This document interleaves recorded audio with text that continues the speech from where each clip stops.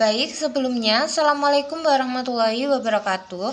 Perkenalkan, saya Reni Ayulestari dengan NIM terakhir 095 yang di sini akan mempresentasikan materi mengenai penggelapan pajak.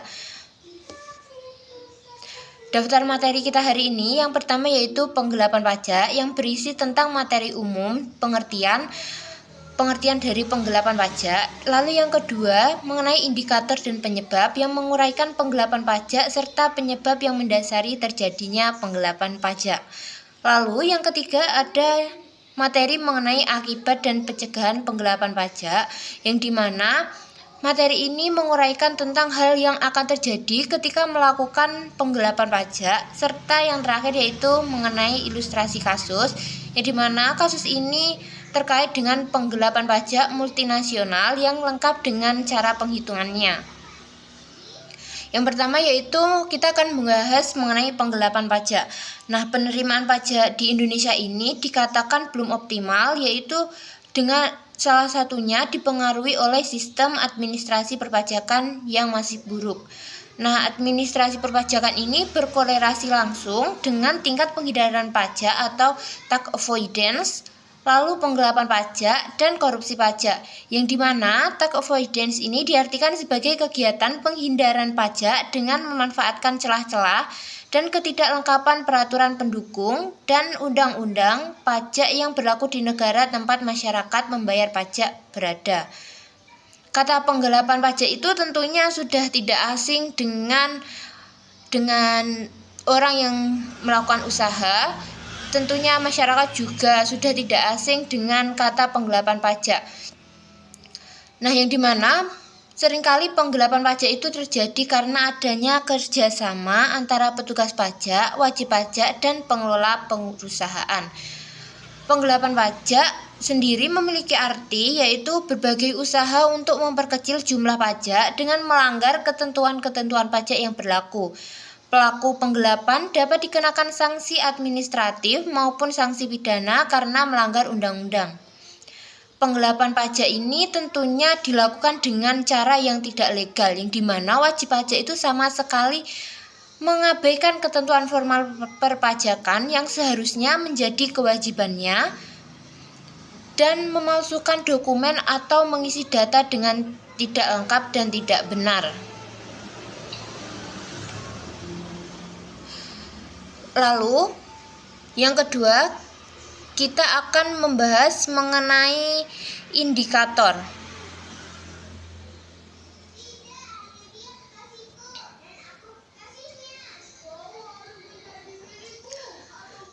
Dari materi yang saya sampaikan ini, atau yang saya paparkan, indikatornya ada 3. Yang pertama itu tidak menyampaikan SPT dan menyalahgunakan NPWP, yang dimana wajib pajak itu dengan sengaja atau secara sadar itu menyalahgunakan NPWP yang telah didaftarkan pada maksudnya KPP, dan tidak menyampaikan SPT sesuai dengan undang-undang perpajakan yang masih berlaku.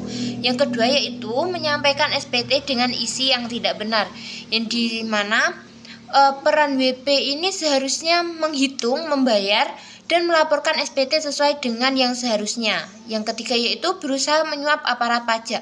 Setelah WP ini dicurigai terdapat penggelapan pajak, maka WP tersebut akan melakukan upaya untuk melakukan suap atau menyuap aparat yang akan memeriksa pajak dari WP tersebut.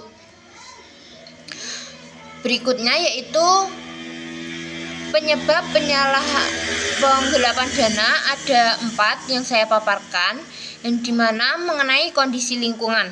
Yang pertama kondisi lingkungan. Jika kondisi lingkungan wajib pajak itu baik atau maksudnya itu taat aturan, maka seseorang itu akan termotivasi untuk memenuhi peraturan perpajakan dengan membayar pajak sesuai dengan ketentuan yang berlaku. Nah, sebaliknya jika kondisi lingkungan itu buruk, seringkali melanggar peraturan, maka orang yang di sekitarnya akan saling meniru untuk tidak mematuhi peraturan karena dengan membayar pajak mereka merasa rugi telah membayar sementara yang lain tidak. Lalu yaitu pelayanan aparat yang mengecewakan. Pelayanan itu tentunya memberikan dampak yang begitu penting, yang dimana pelayanan aparatur pemungut pajak terhadap masyarakat itu menentukan dalam pengambilan keputusan wajib pajak untuk membayar dan melaporkan pajak. Hal ini disebabkan oleh perasaan WP yang merasa dirinya telah memberikan kontribusi pada negara dengan membayar pajak. Jika pelayanan yang diberikan telah memuaskan, maka WP ini merasa telah diapresiasi oleh aparat pajak. Namun jika dilakukan tidak menunjukkan penghormatan atas usaha, maka wajib pajak itu akan merasa malas untuk membayar pajak kembali. Lalu yang ketiga, mengenai tingginya tarif pajak. Pemberlakuan tarif pajak itu mempengaruhi dalam hal pembayaran pajak, yang dimana pembebanan yang rendah itu tentunya membuat masyarakat tidak terlalu keberatan untuk memenuhi kewajibannya. Meskipun masih ingin berkelit dari pajak, mereka tidak akan terlalu membangkang terhadap aturan pajak karena harta yang berkurang hanyalah sebagian kecil. Sedangkan jika pembebanannya ini terlalu tinggi, masyarakat akan semakin terus berusaha untuk terlepas dari jeratan pajak yang menghantui, ya dimana wajib pajak ini akan merasa ingin mengamankan hartanya sebanyak mungkin dengan berbagai cara, karena masyarakat itu tidak ingin apa yang diperoleh dengan kerja keras harus hilang begitu saja hanya karena pajak yang tinggi. Lalu yang terakhir yaitu mengenai sistem administrasi perpajakan yang buruk. Tentunya penerapan sistem administrasi pajak ini memiliki peran penting dalam proses pemungutan pajak suatu negara. Dengan sistem administrasi yang bagus, perolehan pajak akan berjalan lancar dan tidak banyak mengalami hambatan. Nah, sistem yang baik ini akan menciptakan manajemen pajak yang profesional. Prosedur berlangsung secara sistematis dan teratur. Tentunya hal ini membuat masyarakat menjadi terbantu karena pengolahan pajak itu tidak membingungkan dan transparan. Seandainya sistem yang diterapkan itu berjalan jauh dari harapan masyarakat, maka masyarakat menjadi berkeinginan untuk menghindari pajak. Lalu ada materi mengenai penggelapan pajak. Yang pertama yaitu dalam bidang keuangan, penggelapan pajak merupakan pusat kerugian bagi kas negara karena dapat menyebabkan ketidakseimbangan antara berbagai konsekuensi dan anggaran lainnya yang berhubungan seperti keadaan inflasi, kenaikan tarif pajak dan sebagainya. Yang kedua yaitu dalam bidang ekonomi. Penggelapan pajak itu sangat mempengaruhi persaingan sehat antara para pengusaha, yang dimana pengusaha yang melakukan penggelapan pajak dengan cara menekan biayanya secara tidak wajar, sehingga perusahaan yang menggelapkan pajak memperoleh keuntungan yang lebih besar dibanding perusahaan yang jujur atau pengusaha yang jujur.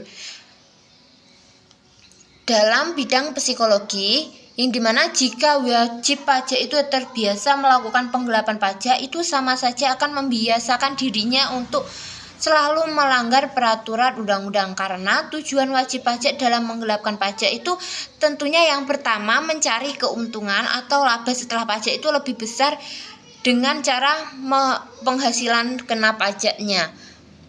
Lalu materi kita yaitu mengenai pencegahan pajak. Saya di sini memaparkan 3 cara, yaitu yang pertama mengenai pemeriksaan pajak atau tax audit, yang dimana pemeriksaan atau audit pajak ini dilakukan oleh petugas untuk menyelidiki dan mengawasi setiap wajib pajak. Lalu yang kedua mengenai integritas sistem informasi pencegahan, yang berupa dialog dan saling tukar pandang antara wajib pajak dan aparat pajak yang harus tetap diadakan melalui berbagai sarana yang telah tersedia.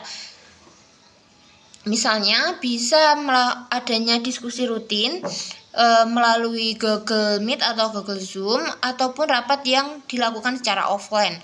Lalu yang ketiga yaitu mengenai administrasi pajak. Administrasi pajak yaitu cara pencegahannya dalam artian sebagai prosedur melalui tahap-tahap pendaftaran, penetapan, dan penagihan wajib pajak. Nah, materi kita yang terakhir yaitu mengenai studi kasus atau ilustrasi kasus, ya, di mana saya memaparkan PT OYT itu merupakan perusahaan multinasional yang berkedudukan di Indonesia. PT OYT memiliki cabang di berbagai negara yaitu Jepang, Malaysia, Vietnam, dan Filipina.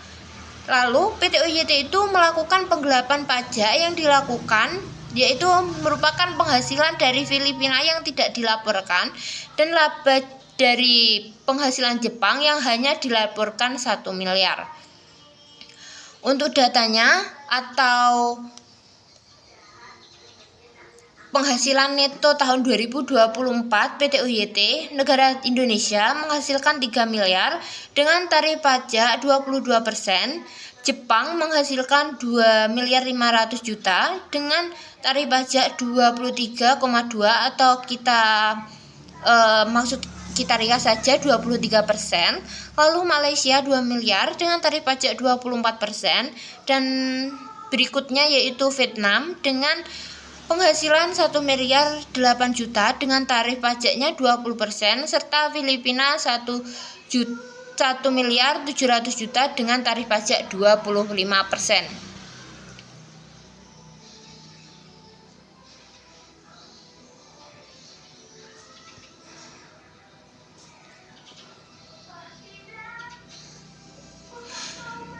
Nah, berdasarkan ilustrasi kasus di atas, berapa total kerugian akibat dari penggelapan pajak? Nah, sebelum kita menghitung berapa total kerugiannya, kita harus menghitung pajak yang seharusnya dilaporkan, yang dimana penghasilan dalam negeri tadi 3 miliar, dari Jepang 2 miliar 500, dari Malaysia 2 miliar, dari Vietnam 1 miliar 800 juta, dan penghasilan dari Filipina 1 miliar 700 juta. Nah, total keseluruhan penghasilan yang seharusnya dilaporkan itu senilai 11 miliar.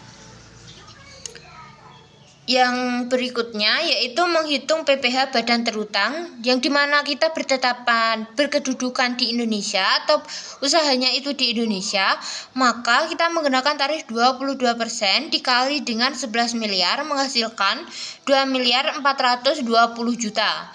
Yang berikutnya kita menghitung PPh maksimum yang dapat dikreditkan. Untuk rumusnya, penghasilan luar negeri dibagi dengan total penghasilan dilaporkan dikali dengan PPh terutang Indonesia, yang dimana Jepang itu menghasil jumlahnya 550 juta, Malaysia 440 juta, Vietnam 396 juta, lalu Filipina 374 juta. Nah, berikutnya yaitu kita menghitung PPh yang dibayar di luar negeri. Jepang dengan tarif 23% itu senilai 5.575 juta, Malaysia dengan tarif 24% 480 juta, Vietnam dengan tarif 20% 360 juta, lalu Filipina dengan tarif 25% 425 juta. Nah, total kredit pajak untuk PPh Jepang yaitu senilai 550 juta, dan PPh Malaysia 440 juta, Vietnam 360 juta, PPh Filipina 374 juta. Nah, total kreditnya yaitu 1 miliar 724 juta. Total PPh yang masih harus dibayar yaitu PPh terutang di Indonesia yang senilai 2 miliar 420 juta itu dikurangi dengan total kredit pajak luar negeri senilai 1 miliar 724 juta, dan hasilnya 696 juta. Nah, jika PT OYT itu melakukan penggelapan pajak yang seperti saya uraikan di awal tadi dengan tidak melaporkan laba dari Filipina dan hanya melaporkan laba dari Jepang itu senilai 1 miliar, maka berapa kerugian yang harus ditanggung negara? Maka cara penghitungan yang pertama yaitu penghasilan dalam negeri 3 miliar, lalu penghasilan Jepang 1 miliar, untuk Malaysia 2 miliar, untuk penghasilan dari Vietnam 1.800.000. Nah, data ini diperoleh dari data awal kita tadi. Dengan total penghasilan keseluruhan 7 miliar 800 juta. Untuk menghitung PPh badan terhutang, yaitu karena kita perusahaannya itu berkedudukan di negara, maka menggunakan tarif yang maksudnya karena karena perusahaan kita ini ada di negara Indonesia, maka kita menggunakan tarif PPh-nya itu yang ada di Indonesia, yaitu sebesar 22% dikali dengan 7 miliar 800 juta, maka hasilnya 1 miliar 716 juta. Kemudian kita menghitung PPh maksimum yang dapat dikreditkan. Untuk rumusnya itu sama seperti yang di awal, maka Jepang PPh maksimum yang dapat dikreditkan yaitu 2.200.000, Malaysia 4.400.000, Vietnam 396 juta. Yang berikutnya yaitu mengenai PPh yang dibayar di luar negeri. Untuk Jepang dengan tarif 23% membayar 345 juta. Malaysia membayar 480 juta, dengan Vietnam membayar 360 juta. Nah, total kredit pajak PPh Jepang yaitu 2.220 juta, PPh Malaysia 4.400.000, sedangkan PPh Vietnam 396 juta. Total kredit pajak, maka keseluruhan total kredit pajak Jepang, Malaysia, dan Vietnam yaitu 1 miliar 56 juta. Nah, sedangkan total PPh yang masih harus dibayar yaitu senilai 1 miliar 716 juta dikurangi dengan 1 miliar 56 juta, maka yang dibayar senilai 6.600.000. Nah, berdasarkan data yang telah kita analisis, yang telah kita hitung di atas atau yang telah kita uraikan tadi, dapat diketahui kerugian negara yang diakibatkan oleh penggelapan dana, yang maksudnya penggelapan pajak yang dilakukan oleh PT UYT, yaitu PPh terhutang yang masih harus dibayar ketika tidak melakukan penggelapan pajak itu yang seharusnya dibayar senilai 696 juta. Nah, ketika adanya penggelapan pajak atau PPh yang dilaporkan itu senilai 660 juta, maka kerugian yang ditanggung oleh negara yaitu senilai 36 juta. Sekian presentasi dari saya. Apabila ada kurang lebihnya saya mohon maaf. Wassalamualaikum warahmatullahi wabarakatuh.